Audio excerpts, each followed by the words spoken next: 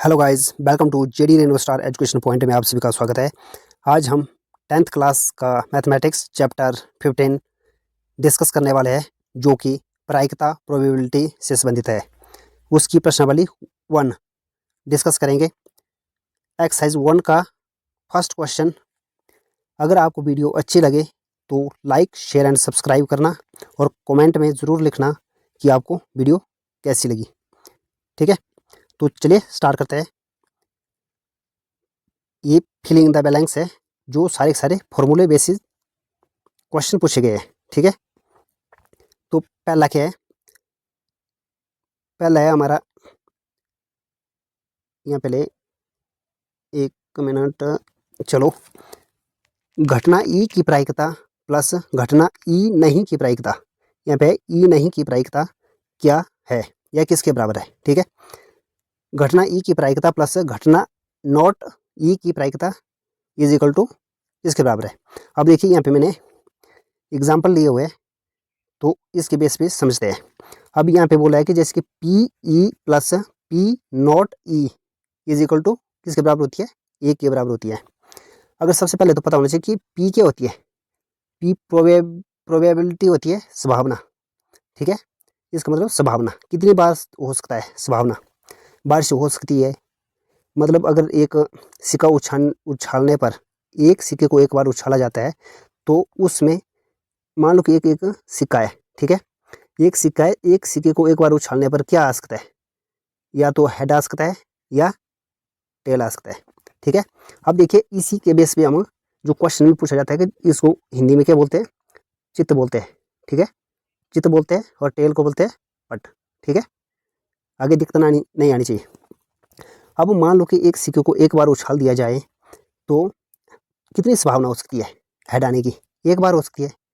ठीक है, और टेल आने की भी कितनी बार है? एक। तो इसी बेस पे यहाँ पे हमें पता होना चाहिए कि संभावना होती है कि जैसे कि हो सकता है हेड आए, हो सकता है टेल आए। तो मतलब पी का मतलब प्रोबेबिलिटी का मतलब क्या होता है? संभावना। तो ई का मतलब, ई क्या होता है? इवेंट होता है। ठीक है, या घटना घट रही है, कितनी बार घट सकती है घटना। ठीक है, अब ये बार लगाए, ई के ऊपर जो बार लगा है ना, इसका मतलब क्या होता है? नॉट होता है, और नॉट ई नहीं। जब दो ऐसी संख्या होती है तो उन संख्याओं का जोड़ क्या होगा? दो ऐसी प्रायिकता होगी, उन दोनों प्रायिकताओं का जोड़ एक होगा। तो हमारा आंसर यहाँ पे क्या होना था? यहाँ पे एक आना था। ठीक है, अब देखिए, यहाँ पे दो घटना ई की प्रायिकता प्लस घटना नॉट ई की प्रायिकता इज इक्वल टू एक के बराबर होती है। फॉर्मूला पूछा गया था ना। अब सेकंड क्या है? उस घटना की प्रायिकता जो घटित नहीं हो सकती, और डैश डैश है, ऐसी घटना डैश डैश कहलाती है। अब देखिए, इसको हम किस तरह से करेंगे। अब यहाँ पे देखो, एक एग्जाम्पल के माध्यम से समझते हैं। पासे को एक बार फेंकने पर, मतलब पासा है एक, पासे को एक बार फेंकने पर संख्या क्या होती है कि 8 आने की प्रायिकता। मान लो कि ये क्या है? अब यहाँ पे एक पासा लेते हैं। ठीक है, ये पासा है। अब इसके 8 आने की प्रायिकता क्या है? इसके 8 आने की प्रायिकता क्या प्रायिकता है? अब सबसे पहले तो हमें पता होना चाहिए कि इसमें जो एक पासे में, देखो यहाँ पे एक पासे को एक बार फेंकने पर कितनी बार आते हैं? 6। ये संभावित परिणाम है। अगर साइड, एक पासे में कितनी साइड होती है? टोटल 6 साइड होती है। अगर पासे को एक बार फेंकने पर केवल 6 ही संभावित परिणाम है, 6 आ सकता है। संभावित कितनी आ सकती है? 6। और सेकंड क्या है? पासे की किसी भी साइड, फलक मतलब साइड पर 8 अंकित नहीं है, 8 अंकित नहीं है, इसीलिए ऐसे परिणामों की संख्या क्या है? 0। अगर मान लो कि एक पासे में कितनी है? टोटल संख्या 6 है, टोटल साइड कितनी है? 6 है। और इसमें बताया कि 8, क्या इसमें 8 आएगा? 8 तो आएगा नहीं, तो मतलब 8 आने की संभावना कितनी है? 0। अब 0, टोटल कितनी है? 6, टोटल संभावनाएं कितनी है? 6 साइड है ना, और इसमें 8 पूछा है, 8 आने की संभावना 0 है। घटना के अनुकूल परिणामों की संख्या 8 है नहीं, 0 बार है, तो 0 बार है तो मतलब यहाँ पे कितना आएगा 0। अब यहाँ पे क्या है, ऐसी घटना जिसका घटित होना असंभव है उसकी प्रायिकता कितनी होती है 0। मतलब ऐसी संख्या, ऐसी घटना जिसका घटित होना असंभव है उसकी प्रायिकता 0 होती है।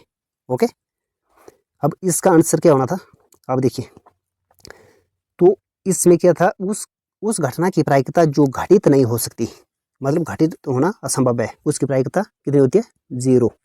तो ऐसी घटना को क्या कहते हैं, असंभव घटना।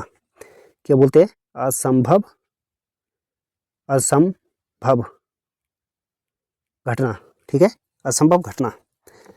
और अगला क्या है, उस घटना की प्रायिकता जिसका घटित होना निश्चित है, ऐसी घटना को क्या कहते हैं। और इसका भी एग्जाम्पल है। अब देखिए यहाँ पे हमारे पास है ए, तो पासे को एक बार फेंकने पर 7 से छोटी संख्या प्राप्त करने की प्रायिकता क्या है। अगर एक पासा है, जैसे कि मैंने पहले भी बताया गया था कि पासा, एक पासा लेते हैं, अब एक पासा है, ठीक है। अब एक पासे में टोटल कितनी साइड होती है, 6 साइड होती है। ठीक है, यहाँ पे बताया गया एक पासे में 6 फलक होती है, मतलब फलक साइड। तो पासे को एक बार फेंकने पर यह निश्चित है कि प्राप्त संख्या सदैव 7 से छोटी होती है, क्योंकि 7 से क्या है, छोटी है, 6 है ना, 7 से छोटी। अगला है कि घटना के अनुकूल परिणामों की संख्या सभी संभावित परिणामों की संख्या के बराबर है। ठीक है, अब इसका मतलब क्या है कि अगर मान लो कि संभावित संख्या कितनी बार पास आ सकते हैं, 6 है। ठीक है, 6 टोटल कितनी संभावना है, कुल संभावना कितनी है 6। तो घटित होने की घटना के अनुकूल परिणाम की संख्या कितनी होगी, यहाँ पे 6 होगी। ठीक है, अब 6 होगी, अब क्योंकि 6 साइड है, अगर एक बार पासे को फेंक दिया जाए तो कोई भी साइड आ सकती है, उसका 1 आए, 2 आए, 3 आए, 4 आए, 5 आए, 6 आए, तो हमने क्या लिया 6। तो 6 में से 6 काटा तो कितना आया 1। अब देखिए एक ऐसी घटना जिसका घटित होना क्या है, संभव हो या निश्चित हो, उसकी प्रायिकता हमेशा 1 होती है। ठीक है, अब यहाँ पे फिल करते हैं, तो उस घटना की प्रायिकता जिसका घटित होना क्या निश्चित है, उसमें उसकी प्रायिकता हमेशा 1 होती है। ठीक है, ऐसी घटना को निश्चित तो यहाँ पे लगा है, तो यही आएगा यहाँ पे, निश्चित घटना कहलाती है या निर्धारित घटना कहलाती है। निश्चित, ठीक है, निश्चित या निर्धारित, निर्धारित भी लिख सकते हैं, निर्धारित घटना। ओके, नेक्स्ट क्वेश्चन क्या है, किसी प्रयोग की सभी प्रारंभिक घटनाओं की प्रायिकताओं का योग पूछा गया है। अब इसका देखिए क्या है कि किसी प्रयोग के सभी प्रारंभिक घटनाओं की प्रायिकताओं का योग डैश डैश है।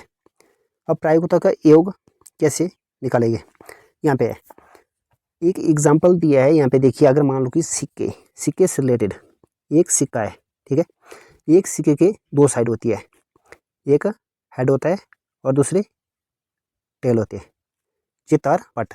ये क्या बोला है, चित और दूसरा पट होता है, चित और पट होता है। यहाँ बोला कि एक चित्त प्राप्त करने की प्रायिकता निकालनी है हमने, एक हेड आने की प्रायिकता, क्या संभावना है कि एक हेड आए। अब हेड आने की प्रायिकता क्या है, अगर मान लो कि यहाँ देखो सभी संभव परिणामों की कुल संख्या कितनी है, एक सिक्का है, एक सिक्के को उछालने पर या हेड आ सकता है या टेल आ सकता है, 2 संभावनाएं है, 2 संभावनाएं है, कुल कितनी है 2 संभावनाएं। अब हेड आने की कितने चांस है, 1 चांस है, आ सकता है, हेड आ सकता है, हेड के पर्पज से देखे तो हेड 1 बार आ सकता है। ठीक है, अब ये तो निकल गया हमारा हेड निकालने की 1/2। अगर पट निकालना हो तो यहाँ क्या बोला, पट प्राप्त करने की प्रायिकता ज्ञात कीजिए।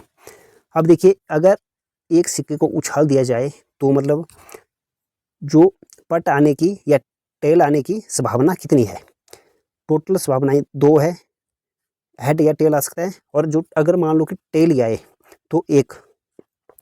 आप देखिए इस फॉर्मूले के आधार पर रखिए, अगर पी की प्रायिकता पहली संभावना क्या थी 1/2, दूसरी संभावना 1/2, अगर दोनों को प्लस कर दिया जाए तो कितना आएगा, अगर इन दोनों का एलसीएम लिया तो 2 आया।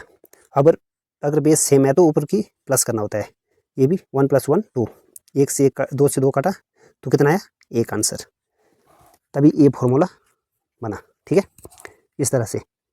आगे क्या है, ऐसी घटना जिसका केवल एक ही परिणाम हो, जिसका केवल एक ही परिणाम हो, उन संख्याओं का योग कितना होता है 1 होता है। एक ही परिणाम 1/2।